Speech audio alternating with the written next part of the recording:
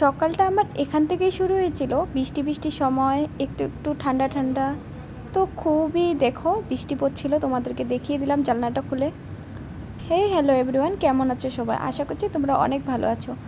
এই যে সবাইকে চা বানিয়ে দিলাম, ফ্যামিলিকে। তো বানিয়ে দিয়ে আজকে আমার যাবার কথা একটা অন্য জায়গায়। তো কেউই রাজি ছিল না।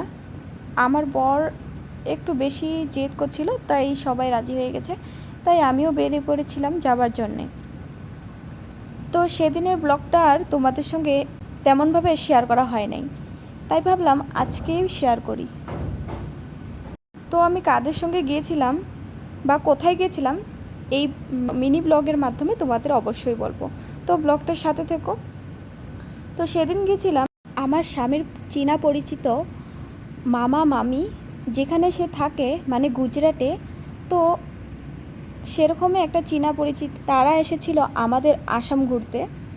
তো আসামের কিছু কিছু জায়গায় নিয়ে যাওয়া হয়েছিল, দেখেছে, আমাদের বাড়িতেও গিয়েছে, খুব ভালো পেয়েছে। তো তারপর আমার স্বামী বলে দিয়েছিল ওকেও নিয়ে আসবেন। তো ওদের সঙ্গেই চলে এসেছিলাম সেদিন গুজরাটে। তো গুজরাটের আমি কিছুই জানি না, কিছুই চিনি না, কোনো ভাষাই পারি না।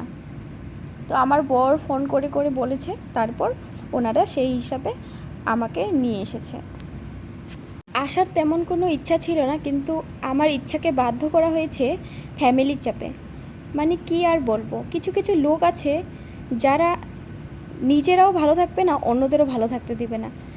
তার জন্যই বাধ্যমূলত এখানে আসতে হয়েছে। একেবারে আসিনি, কয়েকদিন পর অবশ্যই বাড়ি চলে যাব, তখন ভালো ভালো ভিডিও ব্লগ আসবে। অবশ্যই তোমরা ততদিন ওয়েট করো।